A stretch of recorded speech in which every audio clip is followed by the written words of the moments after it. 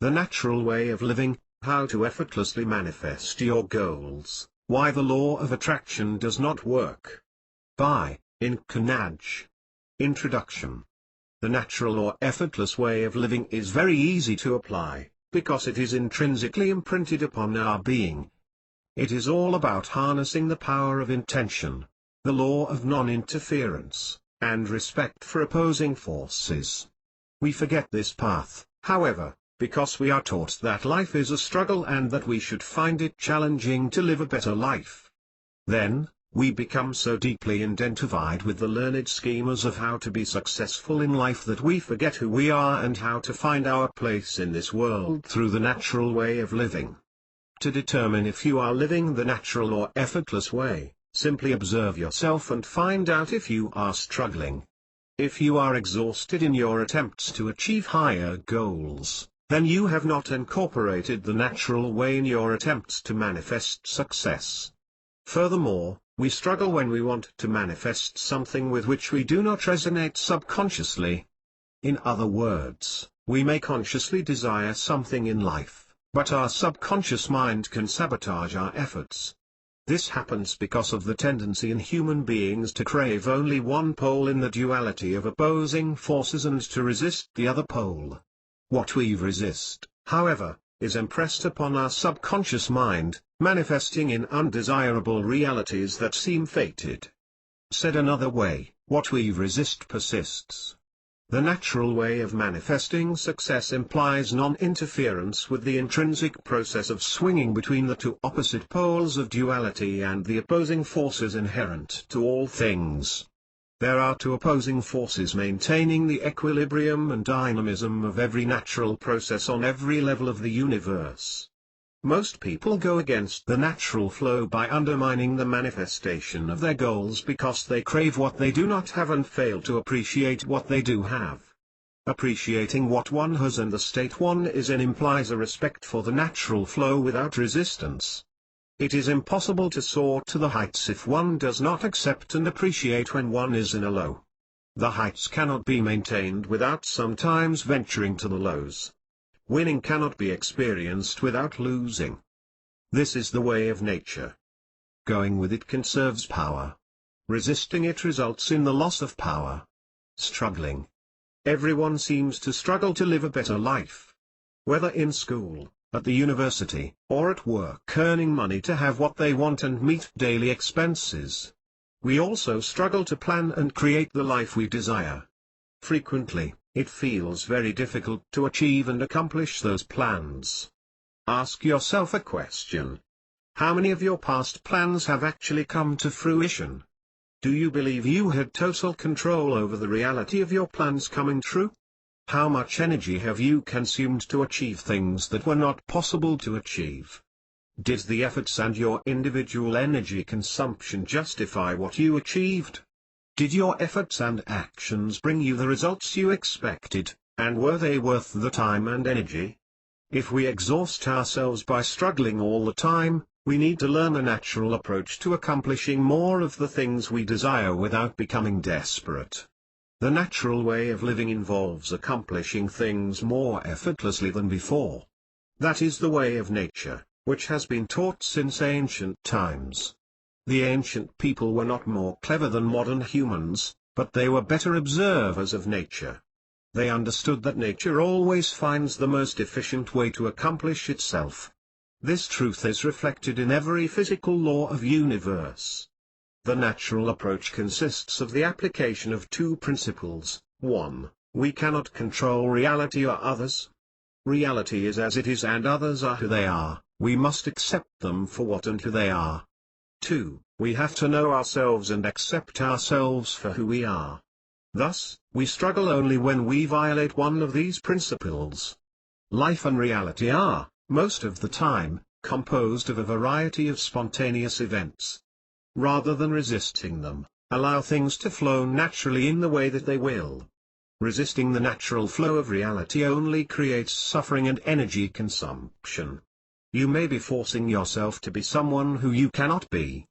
When you cease struggling and forcing yourself into behaving according to a mental self-image, and instead accept yourself for who and what you really are, you will achieve more. Trying to be someone you are not is against the natural way of living. Often the problem is you, rather than the outside reality you might blame. Thus, you must first know yourself.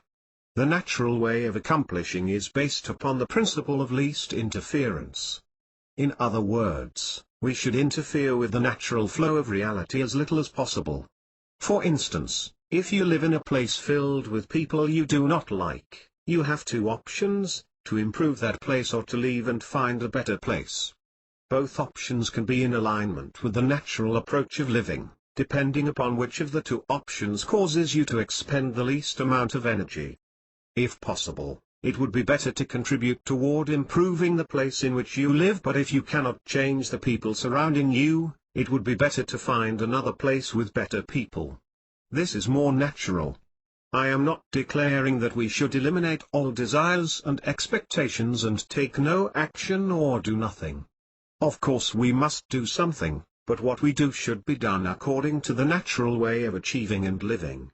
The natural way of accomplishing something requires less action and energy consumption than the unnatural way of striving. This natural approach will in no way allow you to achieve and accomplish everything you desire. No approach on earth can do that. I can guarantee, however, that this natural approach will boost your performance and results by 300%. Do not keep struggling, because struggling is not natural. I am not saying to refrain from all action, but rather to minimize and optimize your actions and take them at the right time and in the right place. The intention of accomplishing something you desire is more powerful and is in accordance with the natural way. Through the power of intention, you do not interfere with the natural flow, but instead wait for the right time and the right place, in accordance with your true self. Let us suppose that we have to compare the power of action with that of intention. Which wins, action or intention? Of course the power of intention is more powerful than the power of action. Through intention, you have the power of all of nature and the universe. You can take endless actions in violation of the natural flow of events, and which will cause you suffering, sorrow, and energy consumptions. Through intent, however, you wait for the right time and you choose the right place to take one single action designed to lead you down the path of success. The power of intention is closer to the natural way of achieving success. The power of intention aims to minimize your actions. The right place for each one of us in this big world is effortlessly presented many times in our life, but we are frequently too blind to see it. To step into the right place requires us to be good observers and to know ourselves. No one can explain the concept of the natural way of living more effectively and more deeply than Lao Tzu, an ancient Chinese philosopher and the father of Taoism, in pursuit of knowledge. Every day something is added. In the practice of the Tao, the natural way, every day something is dropped. Less and less do you need to force things, until finally you arrive at non-action. When nothing is done, nothing is left undone.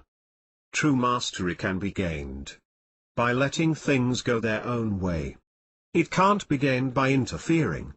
Taoism is a philosophical and religious tradition that aims at living in harmony with the Tao.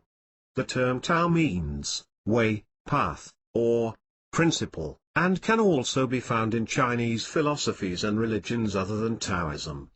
Taoists are well known for their skills at the martial arts, the secret of which is the natural way or the principle of least action or interference. Taoist martial artists learn to defend themselves, not to attack others, by using the energy of the attacker or enemy.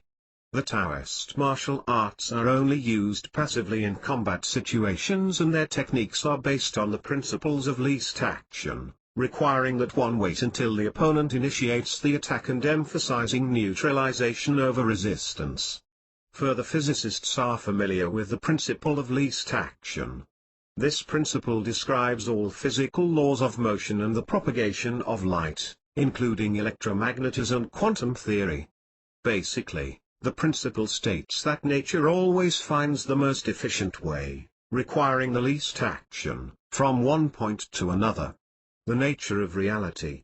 Reality is infinite and extremely complex, because there are infinite factors and actors all interrelated with each other creating a matrix. Reality changes rapidly, spontaneously, and unpredictably. Reality is a very dynamic scene and very uncertain. Often, the series of spontaneous changes is impossible to forecast. In order to cope with the complexity of reality, our brains create simplified models to orient ourselves in reality. The models are just like maps, but, similarly to maps, there is always something in the territory that is not reflected on the map. Therefore, no model can be used to grasp reality. Reality is uncertain, because in addition to the fact that we know that there are things we don't know, there are things we don't know that we don't know. Reality is like plasticine that is being continuously reshaped. Human being and reality reciprocally shape each other. Human activity shapes reality and reality shapes humans. What is more important is that the modern world and society, aspects of reality, are becoming even more complex and spontaneous. Business people know this very well, since they see their businesses fluctuate dramatically or even go bankrupt based upon very unpredictable changes in human demands. The best concept in quantum theory for representing society is the principle of quantum coherence in the physics of organisms. In ordinary terms, coherence implies correlation or connectedness. Quantum coherent systems have neither space nor time separation. In a living organism, due to quantum coherence, every part of the system on a quantum level can have maximum freedom while being in tune with the whole. Due to connectedness, a small change in one part is reflected throughout the entire system. Let us consider society as a living organism. We must be in tune with society as a whole. The means of communication are sophisticated and one change anywhere in the world directly affects the rest of the world.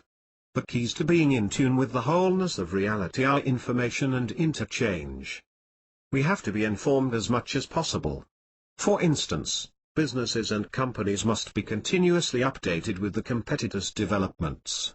Otherwise, they may go bankrupt.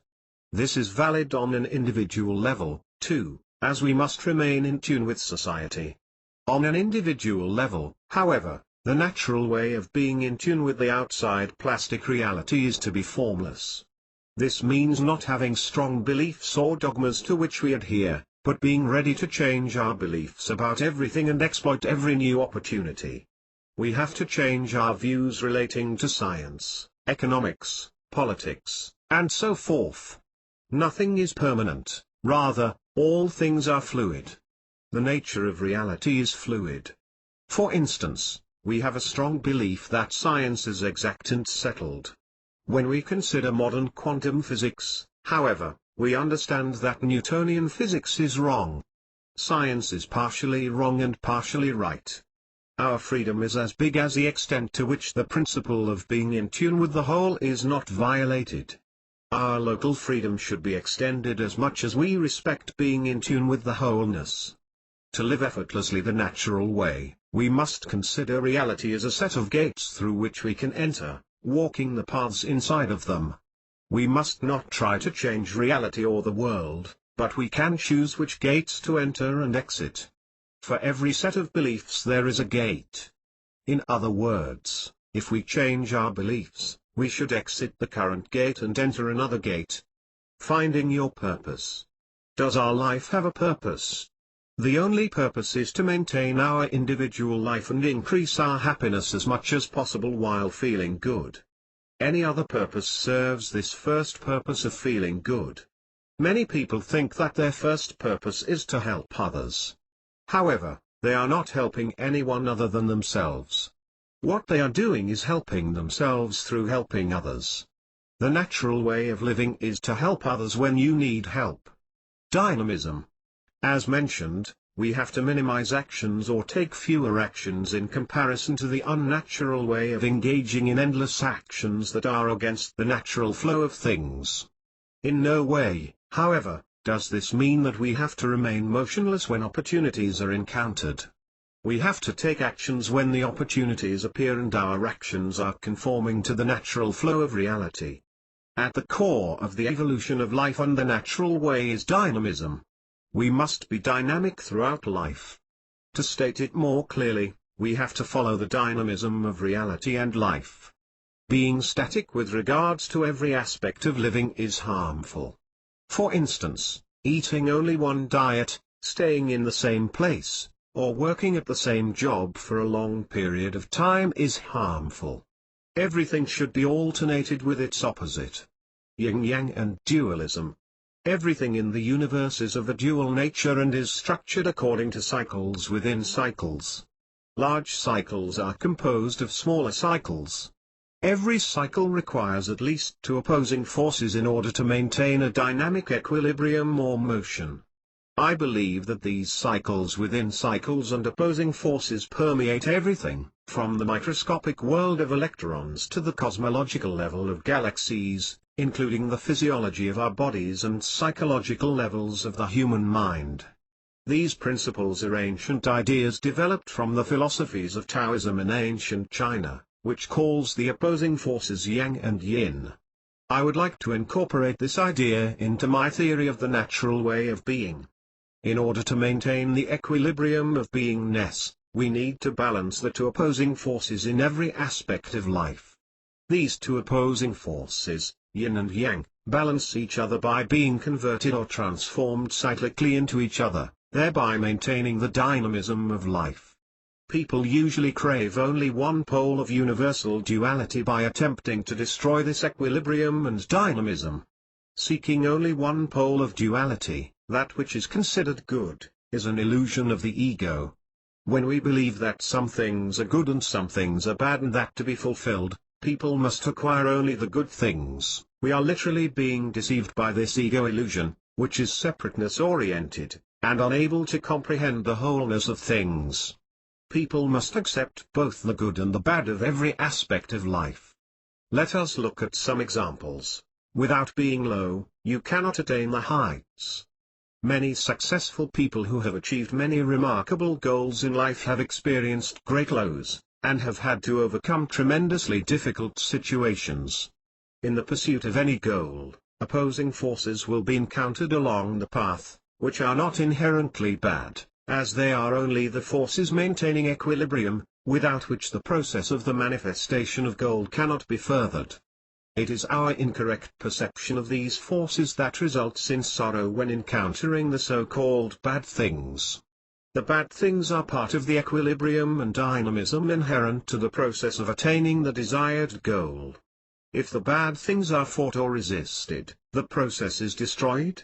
If the bad things are unbearable, it may be best to abandon that goal and the process itself, because it may not truly be desired, instead being a goal originating purely in the ego. Why the law of attraction doesn't work. The law of attraction is the belief that, like attracts like, and that by focusing on positive or negative thoughts, one can bring about positive or negative results. This belief is based upon the idea that people and their thoughts are both made from pure energy and the idea that like energy attracts like energy. First and foremost, the law of attraction is the law of the subconscious and has nothing to do with metaphysics. We create reality, both consciously, in a state of awareness, and subconsciously, in a state of unawareness. The undesirable truth is that we create 70% of our reality subconsciously and 30% consciously. Most of the time, we are unaware when we create our outer reality. Reading the following statement by Carl Jung is sufficient for understanding this: whatever is not conscious will be experienced as fate. Our outer reality is primarily the reflection of our inner subconscious reality.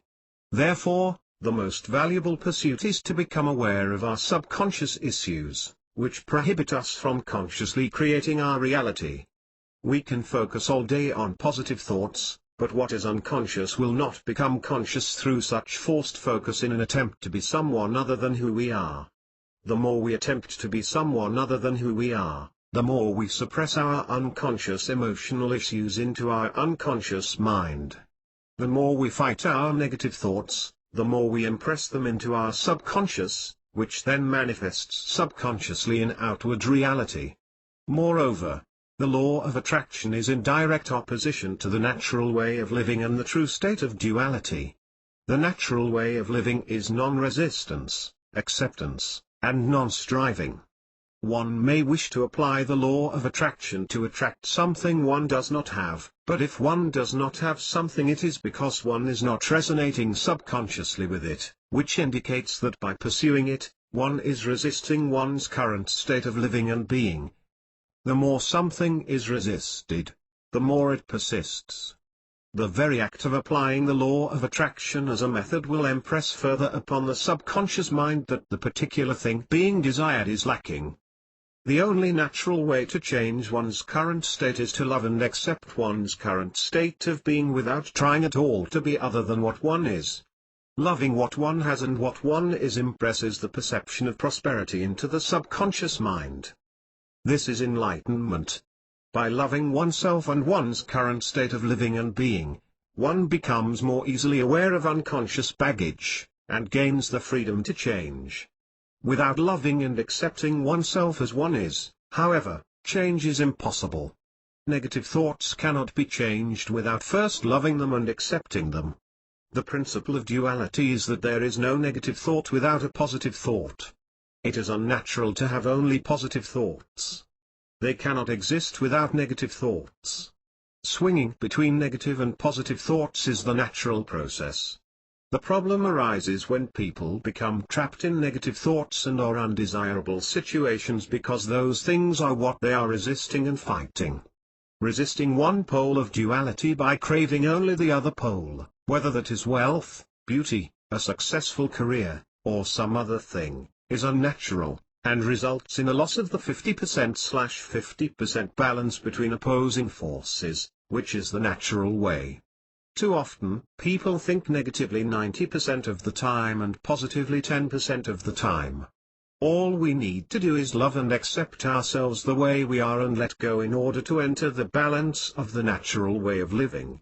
Craving is translated in the subconscious mind into the notion that we lack something.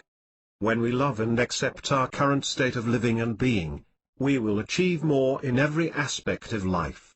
No matter how much we have, if we love our current state of wealth, we impress prosperity into our subconscious mind, which will make us wealthier.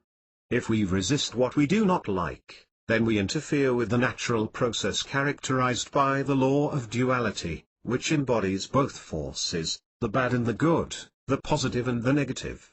Therefore, avoiding these forces and attempting to reject the things that we do not like undermines the natural processes of dynamism and equilibrium, which are maintained by the coupling of opposing forces. However, there is a supernatural state in meditation in which there is an absence of all positive and negative thoughts. This is point zero, which ordinary people cannot achieve. Only masters of meditation can achieve a state in which there are 0% positive thoughts and 0% negative thoughts.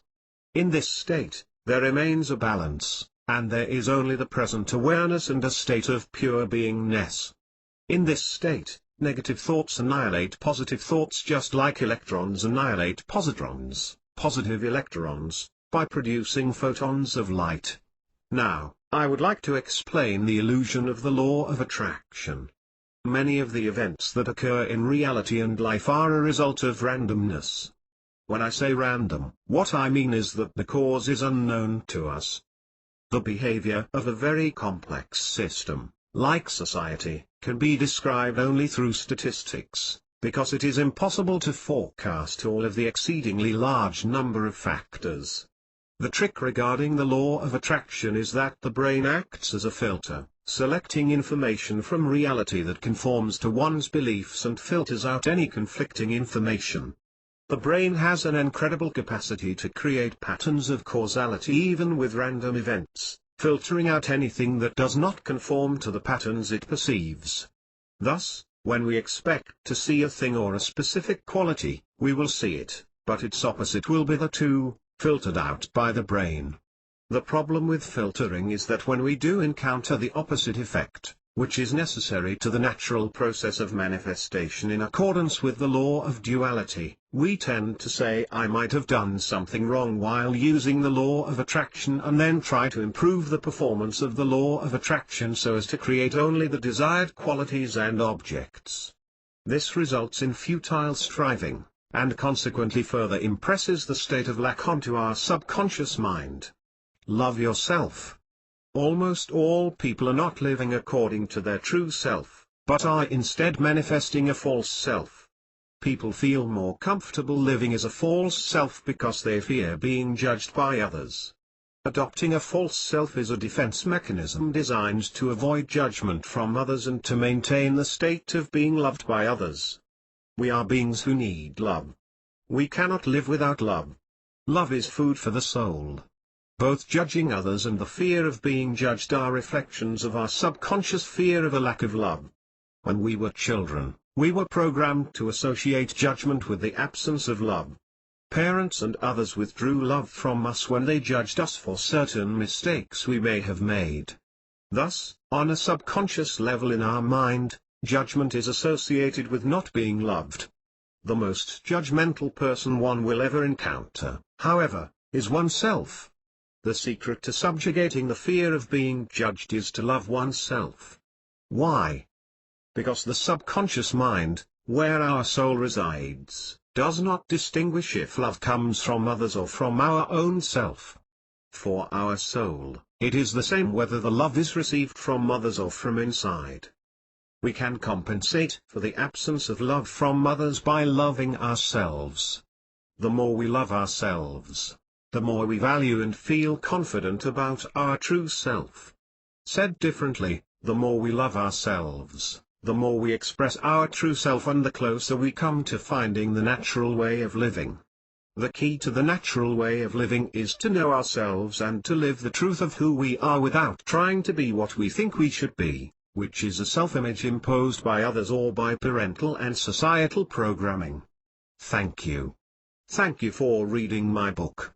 I hope that you found this information valuable. I would be honored if you could please take a moment to give it a brief review on Amazon. Your review helps me better serve my readers and reach more people. Also, please feel free to email me with any questions or comments you might have at nknadj@gmail.com. Thank you again. Get my next book for free. Visit my website, www.inkbooks.com. and subscribe to my mailing list to get all of my new releases for free. I plan to write many short books over the coming years, and I'd love to repay you for taking an interest in my work by allowing you to access all of my future work at no charge. When each new book is released, I'll send you an email with a link to the free book. No strings attached and nothing for sale ever. Subscribe today at www.inkbooks.com. About the author. After being an engineer for 6 years and receiving many job offers in the field, my real job left me discontent and yearning for more, so I decided to seek the essential things in life, things that cannot be taken by death.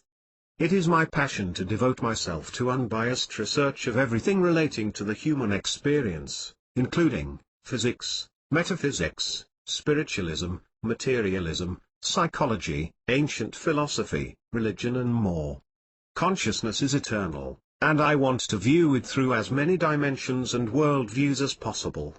One day I decided to share my ideas with the written word, and I've found that doing that made creativity explode within me.